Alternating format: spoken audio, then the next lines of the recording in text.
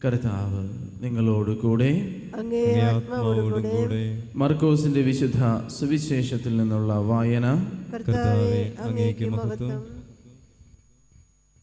അധ്യായം 6, തിരുവചനങ്ങൾ 1 മുതൽ. അക്കാലത്ത് യേശു സ്വന്തം നാട്ടിലെത്തി. ശിഷ്യന്മാർ അവനെ അനുഗമിച്ചു. സാബത്ത് ദിവസം സിനഗോഗിൽ അവൻ പഠിപ്പിക്കുവാൻ ആരംഭിച്ചു.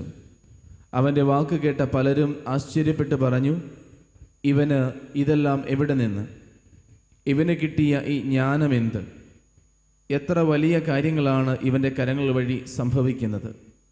ഇവൻ മറിയത്തിൻ്റെ മകനും യാക്കോബ്, യോസെ, യൂദാസ്, ശിമിയോൻ എന്നിവരുടെ സഹോദരനുമായ മരപ്പണിക്കാരനല്ലേ?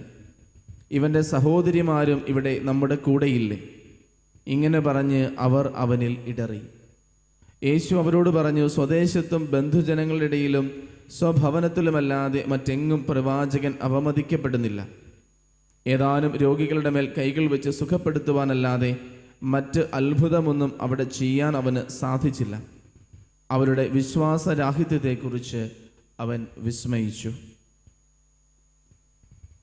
കർത്താവിൻ്റെ സുവിശേഷം.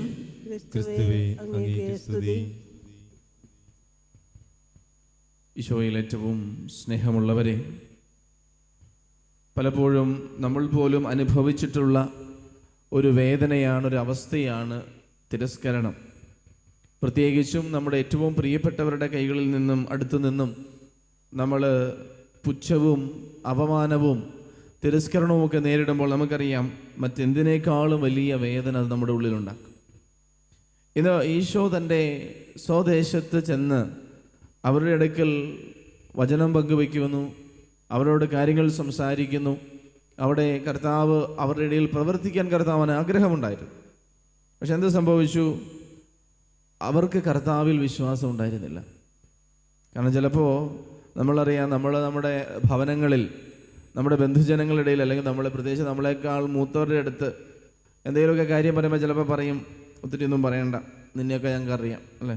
നീ കുട്ടി നിക്കറിട്ട് നടന്ന കാലം മുതൽ, അല്ലേ, നീ മൂക്കിൽ ഒളിപ്പിച്ച് നടന്ന കാലം മുതൽ നിന്നെ ഞങ്ങൾക്ക് നല്ല പരിചയമുണ്ട്. നീ എങ്ങനെയൊക്കെ നടന്നവനല്ലേടാ, നീ എങ്ങനെയൊക്കെ നടന്നവളല്ലേടി, നീ അതുകൊണ്ട് വലിയ കാര്യമായിട്ട് ഞങ്ങളൊന്നും പറയാൻ പറയണ്ട, നിന്നെ കഴിഞ്ഞ് നന്നായിട്ട് ഞങ്ങൾക്കറിയാം. അപ്പോൾ ഒരുപക്ഷെ പരിചയം കൊണ്ടുള്ള ഒരു അവഗണനയായിരിക്കാം. ഇവനിൽ നിന്നും ഇവളിൽ നിന്നും വലിയ കാര്യമായിട്ട് ഇതിനപ്പുറത്തേക്കൊന്നും പ്രതീക്ഷിച്ചിട്ട് കാര്യമില്ല. ഒരുപക്ഷെ ലോകം കണ്ട മഹത് വ്യക്തികളിലൊക്കെയും ഇത്തരമൊരു റിജക്ഷനിലൂടെ, ഒരു തിരസ്കരണത്തിലൂടെ കടന്നുപോയവരൊക്കെയാണ്. പലരെക്കുറിച്ചും അവരുടെ ഗുരുഭൂതരും നാട്ടുകാരും ഒക്കെ പറഞ്ഞു, പൊട്ടനാണ്, കിഴങ്ങനാണ്, അവനെക്കൊണ്ട് യാതൊരു ഗുണവുമില്ല. ലോകം കണ്ട വലിയ വലിയ ശാസ്ത്രജ്ഞന്മാർ, ആൽബർട്ട് ഐൻസ്റ്റീൻ മുതലുള്ള ഓരോരുത്തരെക്കുറിച്ചും പറഞ്ഞ കാര്യങ്ങൾ ഇതൊക്കെ. ഇന്നിവിടെ എന്താ സംഭവിക്കുന്നത്? കർത്താവ് തൻ്റെ നാട്ടിലെത്തിയപ്പോൾ കർത്താവ് പ്രവർത്തിച്ച കാര്യങ്ങളിലേക്ക് നോക്കാതെ, പറഞ്ഞ കാര്യങ്ങളിലേക്ക് നോക്കാതെ, കർത്താവിനെ അവരുടേതായ ഒരു ചട്ടക്കൂടിൽ ഒതുക്കാൻ നോക്കുക. ഇവനാ മരപ്പണിക്കാരനല്ലേ? മറിയമല്ലേ ഇവൻ്റെ അമ്മ? അങ്ങനെ പറയുമ്പോൾ തന്നെ അവർ പറയാതെ പറയുന്ന കാര്യം എന്താ? സാധാരണയായിട്ട് ആ നാട്ടിൽ എല്ലാവരും അറിയപ്പെട്ടിരുന്നത് അപ്പൻ്റെ പേരിലാണ്. എന്നാൽ മറിയത്തിൻ്റെ മകനാണ് ഇവനെന്ന് പറയുമ്പോൾ, അവൻ ഈ ഭൂമിയിൽ അപ്പനില്ല എന്ന് പറയുമ്പോഴത്തേക്കും കർത്താവിൻ്റെ വില എത്രമാത്രം കുറച്ചാണ് അവർ കാണുന്നതെന്ന് വളരെ വ്യക്തമായിട്ട് സംഭാഷണത്തിൽ നമുക്കറിയുന്നുണ്ട്. സഹോദരന്മാർ നമ്മുടെ കൂടെയുണ്ട്. ഇവനാ മരപ്പണിക്കാരൻ്റെ മകനല്ലേ? കർത്താവിനെ വളരെ പരിമിതമായ കാഴ്ചപ്പാടിൽ മാത്രം നോക്കി കണ്ടുകൊണ്ട് കർത്താവിനെ അവർ ഒതുക്കുകയാണ്. ഇവിടെ എന്ത് സംഭവിക്കുന്നു? വചനം പറയുന്നൊരു കാര്യമുണ്ട്, ഏതാനും രോഗികളുടെ മേൽ കൈവച്ച് സുഖപ്പെടുത്തുവാനല്ലാതെ മറ്റൊരു അത്ഭുതവും അവിടെ ചെയ്യാൻ അവന് സാധിച്ചില്ല.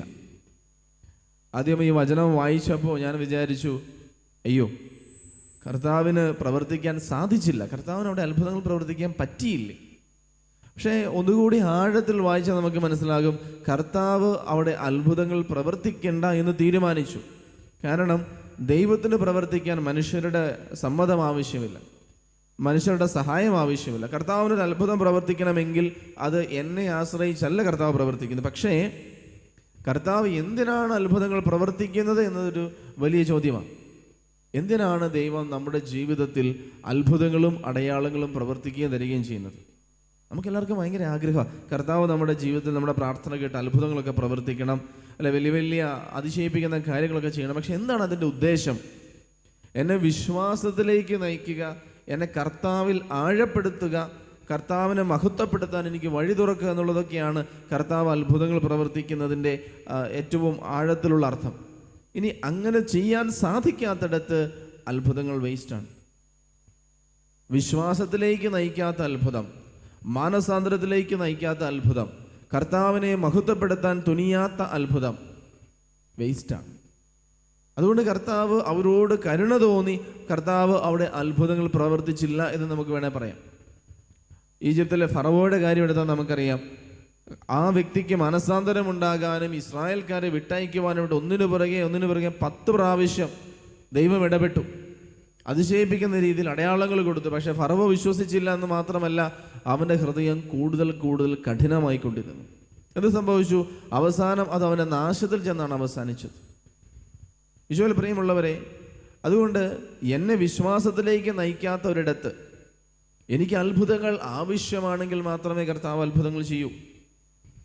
കർത്താവിൻ്റെ അത്ഭുതങ്ങൾ എന്നെ ആശ്രയിച്ചല്ലെങ്കിൽ കൂടിയും എനിക്ക് വിശ്വാസമില്ലാത്തിടത്ത് കർത്താവ് അവിടെ അത്ഭുതങ്ങൾ പ്രവർത്തിക്കില്ല. കാരണം അത് എൻ്റെ ഹൃദയത്തെ കൂടുതൽ കഠിനമാക്കും. ഞാൻ കൂടുതൽ അതിനെ അവഗണിക്കും. ആൾക്കാർ പറയും, ഇതൊക്കെ ഒരു തട്ടിപ്പാ.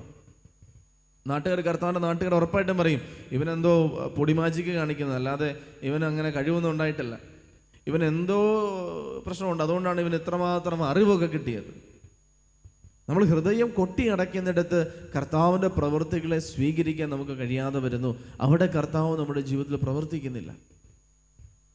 കാരണം 2 തരത്തിലുള്ള കാര്യങ്ങളെക്കുറിച്ച് നമ്മളൊന്ന് ചിന്തിക്കണം. ഒന്ന് സംശയമാണ്. വിശ്വസിക്കുന്ന ഏതൊരു വ്യക്തിക്കും സംശയം ഉണ്ടാകാം. ഒരു വിശ്വാസിക്ക് ഉണ്ടാകുന്ന ഒരു സ്ട്രഗിൾ, അവനുണ്ടാകുന്ന ഒരു വെല്ലുവിളിയാണ് അവൻ്റെ സംശയങ്ങളൊക്കെ. ആ സംശയങ്ങൾ പിന്നീട് തുറന്നൊരു ഹൃദയത്തോടെ അന്വേഷിക്കുമ്പോൾ വിശ്വാസത്തിലേക്ക് നയിക്കും. പക്ഷേ അൺബിലീഫ്, നിർബന്ധപൂർവം ഞാൻ വിശ്വസിക്കാൻ കൂട്ടാക്കുന്നില്ല, മനഃപൂർവ്വം ഞാൻ വിശ്വസിക്കുന്നില്ല, കാരണം എനിക്കിതിലൊന്നും വലിയ വിശ്വാസമില്ല എന്ന് പറയുന്നിടത്ത് ഹൃദയം കൊട്ടി അടയ്ക്കും. പക്ഷെ ചോദ്യം ഇതാണ്, കർത്താവ് അത്ഭുതങ്ങൾ പ്രവർത്തിക്കണമോ നിനക്ക് ദൈവത്തെ മഹത്വപ്പെടുത്താൻ? കർത്താവ് നിന്റെ ജീവിതത്തിൽ അത്ഭുതങ്ങൾ പ്രവർത്തിച്ചാൽ മാത്രമേ നീ ദൈവത്തെ മഹത്വപ്പെടുത്തുകയുള്ളൂ. നമ്മൾ ഇന്നത്തെ 2ാമത്തെ വായനയിൽ വളരെ മനോഹരമായിട്ട് പൗലോസ്ലീഹ തന്നെക്കുറിച്ച് ഇങ്ങനെ പറഞ്ഞു വയ്ക്കുന്ന ഒരു കാര്യം ഇതാണ്: വെളിപാടുകളുടെ ആധിക്യത്താൽ ഞാൻ അധികം ആഹ്ലാദിക്കാതിരിക്കേണ്ടതിന് എനിക്കൊരു മുള്ള് നൽകപ്പെട്ടിരിക്കുന്നു. കർത്താവിന് എന്നെ കുത്തി നോവിക്കുന്നതിൽ ഒരു സന്തോഷം കിട്ടിയിട്ടല്ല. കർത്താവിനറിയാം ഞാൻ വെളിപാടുകളുടെ ആധിക്യത്താൽ അധികം സന്തോഷിക്കാതിരിക്കേണ്ടതിന്. നമ്മൾ പലയിടങ്ങളിൽ പൗലോസ്ലീഹായ്ക്കുണ്ടാകുന്ന ആത്മീയമായ പല അനുഭൂതികളെക്കുറിച്ചൊക്കെ നമ്മൾ വായിക്കുന്നുണ്ട്.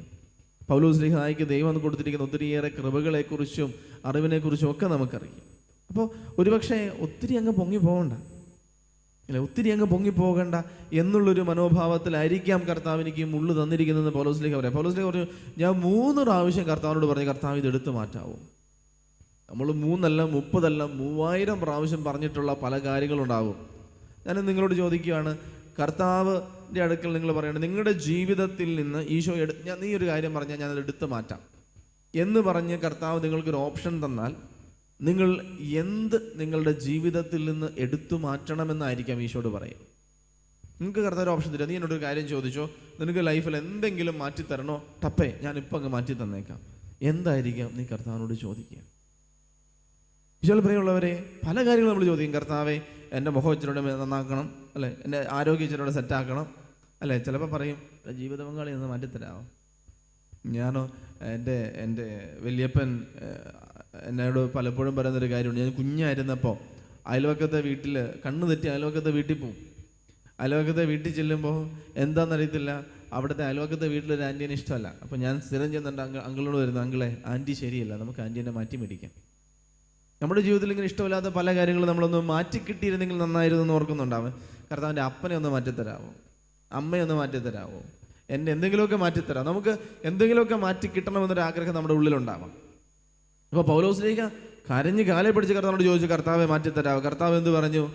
അടകുട്ട, ഞാൻ മാറ്റിത്തരാമെന്ന് പറഞ്ഞു. ഇല്ല, കർത്താവ് പറഞ്ഞു, നിനക്ക് എൻ്റെ കൃപ മതി, നിനക്കെൻ്റെ കൃപ മതി. ബൈബിളിൽ നമ്മൾ വ്യക്തമായിട്ട് കാണുന്ന ഉത്തരം കിട്ടാതെ പോകുന്ന പ്രാർത്ഥനകളിൽ ഒന്നായിട്ട് വേണം നമുക്കിതിനെ കണക്കാക്കാം.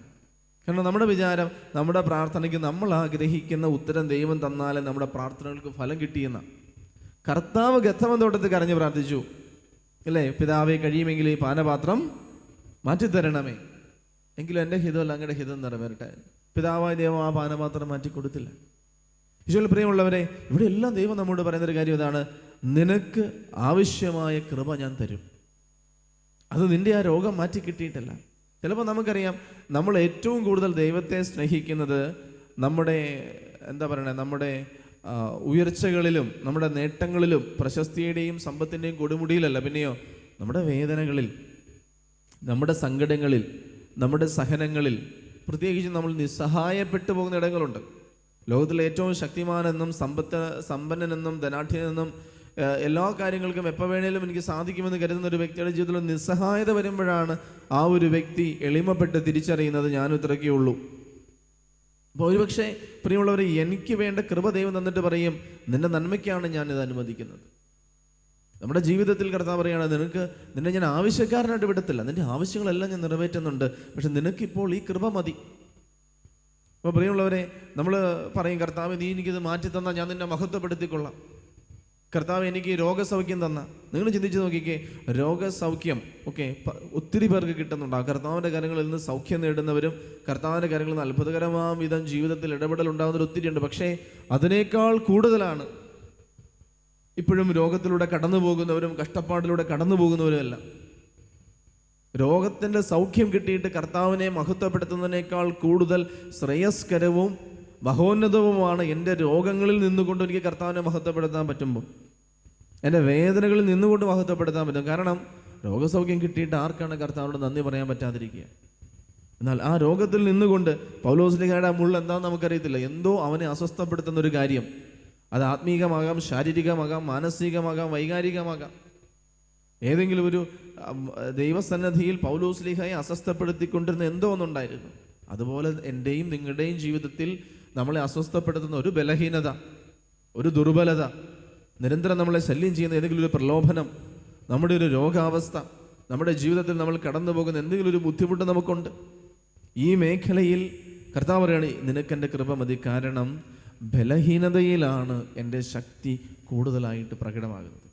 ന്യായാധിപന്മാരുടെ പുസ്തകത്തിൽ ഗിദെയോനെ യുദ്ധത്തിന് അയക്കുന്ന ദൈവത്തെ നമ്മൾ കാണുന്നുണ്ട്. വലിയൊരു സൈന്യവുമായിട്ട് യുദ്ധത്തിന് പോയ ഗിദെയോനോട് ദൈവം പറഞ്ഞു, ഇത്രയും ആൾക്കാർ വേണ്ട.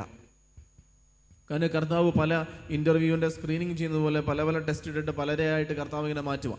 ദൈവം മാറ്റി അവസാനം ലക്ഷക്കണക്കിന് വരുന്ന പടയാളികളെ നേരിടാൻ 300 പേരെ തിരഞ്ഞെടുത്തിട്ട് ദൈവം അയക്കുന്നത്. എന്നിട്ട് ദൈവം പറയുന്നൊരു കാര്യം ഇതാണ്: നീ വലിയൊരു സൈന്യവുമായിട്ട് ചെന്ന് അവരെ ആക്രമിച്ച് കീഴ്പ്പെടുത്തിയാൽ നീ പറയും, നിന്റെ കരുത്തിലാണ് നീ വിജയം നേടിയത്, നീ എന്നെ മറന്നു പോകും.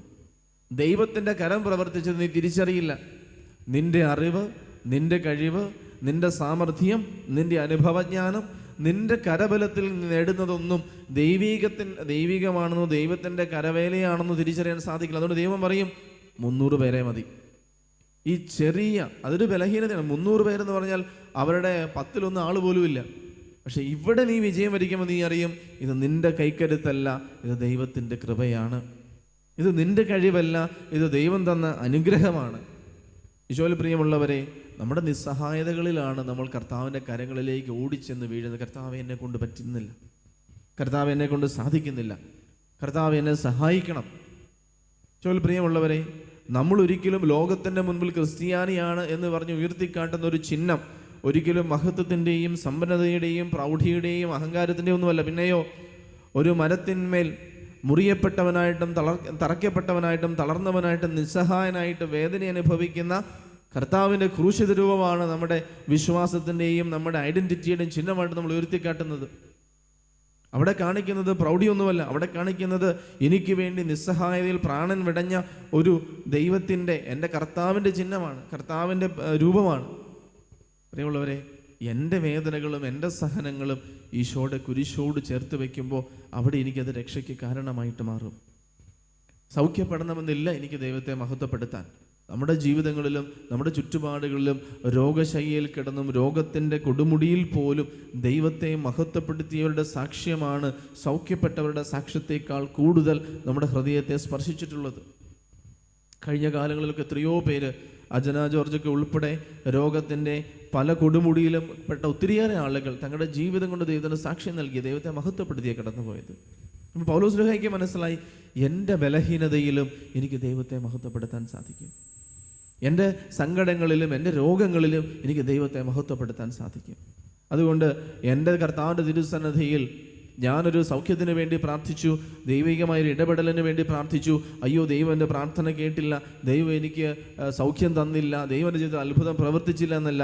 ദൈവസന്നിധിയിൽ ഞാൻ പ്രാർത്ഥിച്ചതിന് ശേഷം കർത്താവിൻ്റെ തീരുമാനം ഏറ്റെടുത്ത് ഞാൻ പറയും, എനിക്ക് കർത്താവിൻ്റെ കൃപ മതി, എനിക്ക് ആവശ്യമുള്ളത് ദൈവം തരും. ഇതിൽ കൂടുതൽ തന്നാൽ നിൻ്റെ ജീവിതത്തിൽ അത് ഉപയോഗപ്പെടുത്താനും ഉപകാരപ്പെടുത്താനും നിനക്ക് സാധിക്കില്ലെന്ന് ദൈവത്തിന് അറിയാം. അതുകൊണ്ട് ദൈവത്തെ മഹത്വപ്പെടുത്താനും നിൻ്റെ ജീവിതത്തിനും ആവശ്യമുള്ളത് ഓരോ നിമിഷവും ദൈവം തരും, കൃത്യമായിട്ട് ദൈവം തരും. അത് കർത്താവിൻ്റെ തിരുസന്നിധിയിൽ അത് ഏറ്റെടുത്ത് ദൈവത്തെ മഹത്വപ്പെടുത്താൻ സാധിക്കട്ടെ. നമ്മുടെ ബലഹീനതകളാണ് ദൈവത്തെ മഹത്വപ്പെടുത്താൻ ദൈവം നമുക്ക് തരുന്ന ഏറ്റവും വലിയ അടയാളങ്ങൾ. മഹത്വമല്ല, പ്രൗഢിയല്ല, ആരോഗ്യത്തിൻ്റെ ഏറ്റവും വലിയ പെർഫെക്ഷൻ അല്ല, പിന്നെയോ ബലഹീനനായ, ബ്രോക്കണായ, തകർന്ന എന്നെ ദൈവത്തിന് ഇത്രമാത്രം ഉപകാരപ്പെടുത്താമെങ്കിൽ, കർത്താവിന് എന്നിലൂടെ പ്രവർത്തിക്കാമെങ്കിൽ, ദൈവമേ ഞാൻ അങ്ങേക്ക് നന്ദി പറയുന്നു. അങ്ങ് എത്രയധികം അങ്ങേക്ക് പ്രവർത്തിക്കാൻ സാധിക്കും. ദൈവസന്നിധിയിൽ പ്രിയമുള്ളവരെ, നമുക്കും പ്രാർത്ഥിക്കാം. കർത്താവ് സ്വദേശത്ത് അവഗണിക്കപ്പെട്ടതുപോലെ ക്രിസ്തുവിനെക്കുറിച്ച് ആഴത്തിൽ അറിയും തോറും കർത്താവിൻ്റെ സന്നിധിയിൽ വിശ്വാസമില്ലാത്തവരെ പോലെ നമ്മളാകരുത്. കർത്താവ് നമ്മുടെ ജീവിതത്തിൽ പ്രവർത്തിക്കുവാൻ വിശ്വാസത്തോടെ ദൈവസന്നിധിയിൽ നമുക്കായിരിക്കാം. കർത്താവ് എൻ്റെ ജീവിതത്തിൽ അത്ഭുതങ്ങൾ പ്രവർത്തിക്കുന്നുണ്ടെങ്കിൽ അതിനെ വിശ്വാസത്തിലേക്കും മനസ്സാന്തരത്തിലേക്കും നയിക്കാനാണ്. രണ്ടാമതായിട്ട്, നമ്മുടെ ബലങ്ങളിലല്ല, നമ്മുടെ കരുത്തിലല്ല, പ്രൗഢിയിലല്ല, നമ്മുടെ ബലഹീനതകളിൽ നമുക്ക് ദൈവത്തെ മഹത്വപ്പെടുത്താം. കാരണം ബലഹീനതകളിൽ കർത്താവിന് പ്രവർത്തിക്കാൻ ഇടം കൊടുക്കും. ബലഹീനതകളിൽ നിസ്സഹായപ്പെട്ടിരിക്കുമ്പോൾ എനിക്കറിയാം എൻ്റെ കരുത്തല്ല, എനിക്കൊന്നും ചെയ്യാൻ പറ്റുന്നില്ല, എനിക്ക് എന്തെങ്കിലും ഇപ്പോൾ ചെയ്യാൻ പറ്റുന്നെങ്കിൽ അത് ദൈവത്തിൻ്റെ കൃപ ഒന്ന് മാത്രമാണ്. ബലഹീനതയുടെ ഓരോ നിമിഷങ്ങളിലും കർത്താവിൻ്റെ സാന്നിധ്യം തിരിച്ചറിയാൻ, കൃപ തിരിച്ചറിയാൻ, കർത്താവെ ബലഹീനയായ, നിസ്സഹായയായ, രോഗബാധിതനായ എന്നിലൂടെ നീ പ്രവർത്തിക്കണമേ നമുക്ക് പ്രാർത്ഥിക്കാം. ദൈവം നമ്മെ ഓരോരുത്തരെയും അനുഗ്രഹിക്കട്ടെ. ആമേൻ.